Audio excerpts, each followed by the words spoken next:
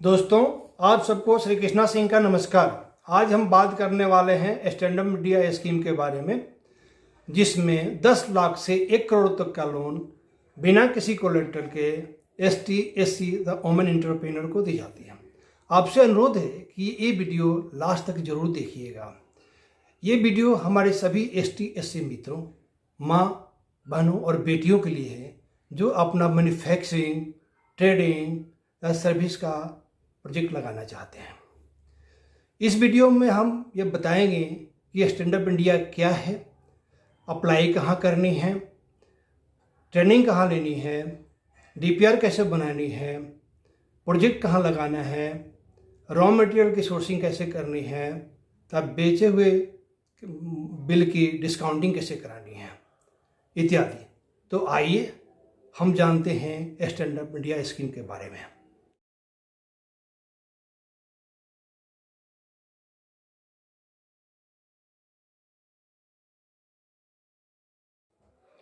Stand up India scheme क्या है?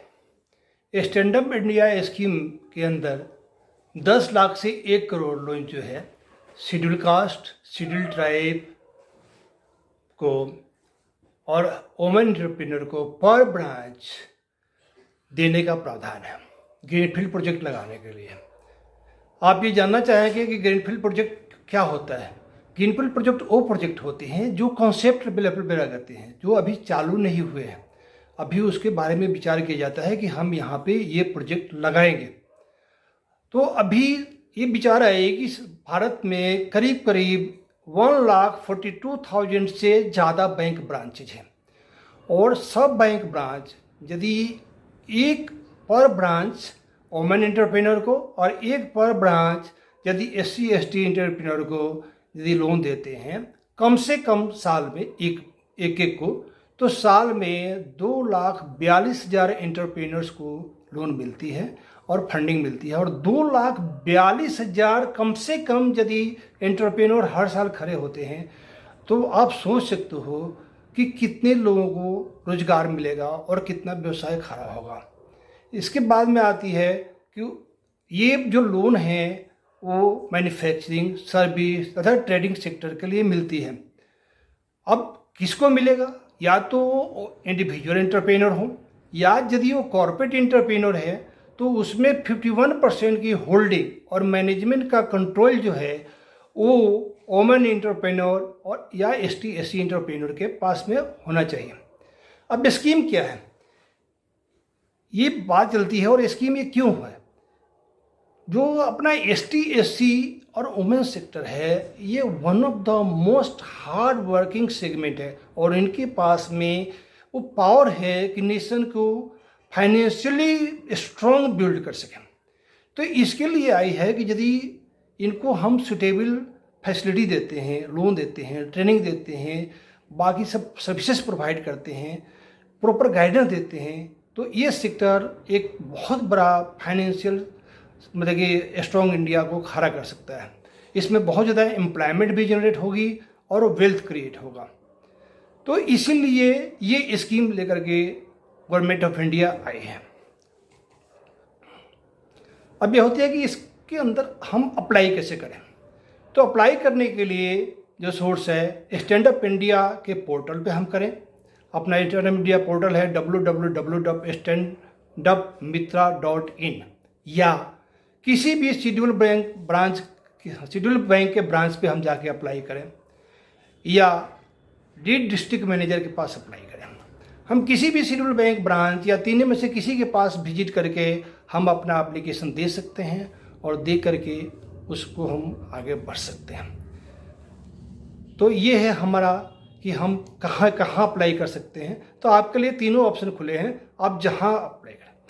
पर जब आप जाते हैं कि कैसे अप्लाई करें और इसमें के लिए बेसिक असेसमेंट क्वेश्चंस क्या होंगे, तो उसके लिए कुछ बेसिक असेसमेंट क्वेश्चन होगा। यदि आप तीनों में से किसी के पास भी विजिट करते हैं तो ये बेसिक असेसमेंट क्वेश्चन आता है कि बरोबर कहाँ रहता है, कौन से कैटेगरी है, SC है, SC है, वुमेन एंटरप्रेन्योर है, बिजनेस का नेचर क्या होगा जो भी प्लान कर रहे हैं, जो जहाँ पे वो बिजनेस प्लान कर रहे हैं वो ऑपरेट करने के लायक है या नहीं है, उसके लिए क्या असिस्टेंट चाहिए होगी प्रोजेक्ट प्लान बनाने के लिए, स्किल क्या रिक्वायरमेंट होगा, जो प्लान लगाने वाला है उसके पास टेक्निकल और फाइनेंशियल स्किल है या नहीं है, अभी बैंक अकाउंट का डिटेल क्या है, जो प्रोजेक्ट लगाने वाले हैं उसका अपना इन्वेस्टमेंट क्या होगा, जो क्या क्या मार्जिन मनी की रिक्वायरमेंट है, और इसके लिए हम और क्या करना है।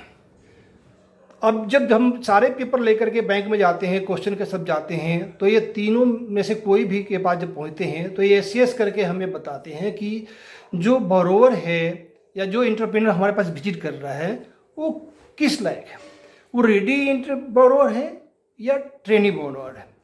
यदि रेडी बोरोवर है उसका मतलब उसको किसी तरह की ट्रेनिंग और या ज़्यादा हैंड होल्डिंग की ज़रूरत नहीं है, उसको तुरंत हम लोन दे सकते हैं और बाकी सब फैसिलिटी प्रोवाइड कर सकते हैं। तो तुरंत जो है कंसर्न ब्रांच को, एलडीएम को या सीडबी को अप्रोच कर सकता है, उसमें टाइम नहीं लगता।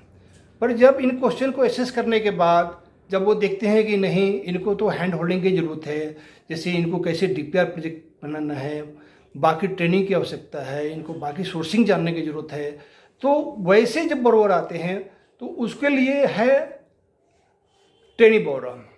तो ट्रेनी बोरोवर वो बोरोवर होते हैं जिनको हैंड होल्डिंग की ज़रूरत होती है, यानी कि हैंड होल्डिंग का मतलब कि उनको सपोर्ट चाहिए, उनको असिस्टेंट चाहिए उसके लिए। तो जो ट्रेनी बोरोवर हैं वो स्टैंड अप इंडिया सेंटर जो 80 सिडबी के ऑफिस हैं और 419 नाबार्ड के ऑफिस हैं जो कि कनेक्ट सेंटर के रूप में काम करते हैं, उनमें किसी को भी वो अप्रोच कर सकते हैं। तो वहाँ पे जा कर के वो ट्रेनिंग वो अपना कर सकते हैं। तो उसमें ही आती है कि उसमें कैसे करेंगे, उसमें क्या क्या होगा। तो उसके लिए ये रिक्वायरमेंट आती है कि क्या क्या होगा, उसमें स्किल रिक्वायरमेंट क्या होगा, उस कहाँ पे मिलेगा, उस फाइनेंशियल असिस्टेंट क्या चाहिए होगी, एडीपी रिक्वायरमेंट क्या है, वर्कशीट के लिए किसको जैसे डीआईसी को अप्रोच कर सकते हैं, मार्जिन मनी सपोर्ट यदि उनको चाहिए तो state tasty finance corporation, women development corrections, state Hindi and village board को अप्रोच कर सकते हैं। और मेंटरी सपोर्ट मेंटरिंग के लिए जो है किसको सपोर्ट करना है, यूटिलिटी कनेक्शन के लिए जो यूटिलिटी ऑफिस है उनको सपोर्ट करते हैं, और डिटेल प्रोजेक्ट के लिए सीडबी, नाबार्ड और डिस्ट्रिक्ट सेंटर्स को अप्रोच कर सकते हैं। तो ये जो ऑर्गेनाइजेशन है इनको ये सारे सपोर्ट देते हैं, जो इनके स्टार्टअप मीडिया कनेक्ट सेंटर हैं और ट्रेनी बोरोवर को सब जगह कनेक्ट करते हैं और सारे सर्विस प्रोवाइड करते हैं। इवन मैं बता दूं, यदि आप रेडी बोरोवर भी हैं और लोन अप्लाई भी कर दिए हैं तो लोन अप्लाई करने के स्टेज के बाद वो लोन डिस्पर्स भी हो जाता है, और कभी भी आपको कोई भी असिस्टेंट की ज़रूरत है तो आप वहाँ पे कनेक्ट कर सकते हैं और वहाँ पे आपको सारी फैसिलिटी मिलती है। और जो stand up India connect centres हैं उस आपको सारे सुविधाएं प्रदान कराने की पूरी कोशिश करते हैं। अब ये लोन जो मिलता है उसका लोन का नेचर होता है कि वो कंपोजिट लोन होता है, term loan and working capital loan दोनों मिल रहा है, इसमें प्रोविजन है। इसमें ये रिक्वायरमेंट है कि लोन अमाउंट का 85% प्रोजेक्ट कॉस्ट जो 2021 के पहले जो था 75% ऑफ द प्रोजेक्ट कॉस्ट जो है वो लोन मिलता है। और उसका जो है उसमें दोनों ही मिलता है, इस वर्किंग कैपिटल टर्म लोन। और टर्म लोन जो मिलेगा वो 7 साल में रिपेबल होता है, जिसमें 18 मंथ का मोरेटोरियम भी होता है।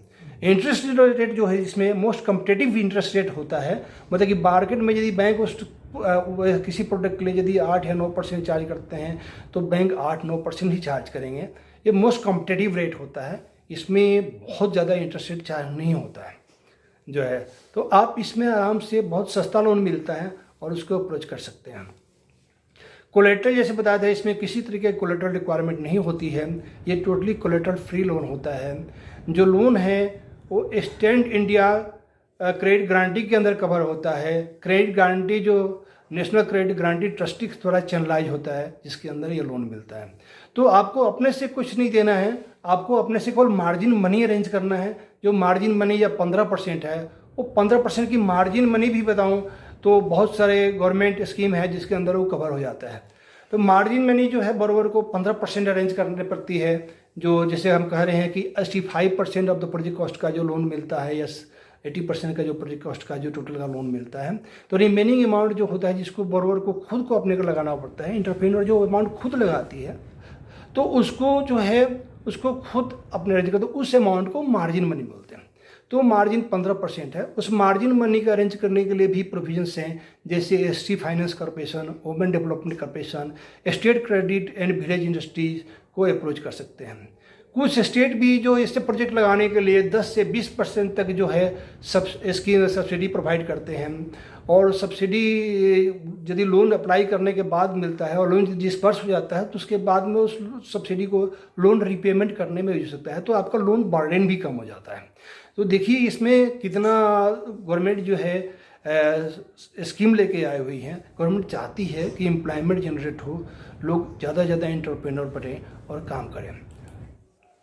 मॉनिटरिंग जो है इसके लिए डिस्ट्रिक्ट लेवल कंसल्टेटिव कमेटी होती है जो डिस्ट्रिक्ट कलेक्टर के अंदर काम करती है, और डिस्ट्रिक्ट कलेक्टर जो है उसको क्वार्टरली बेसिस पे मॉनिटर करता है।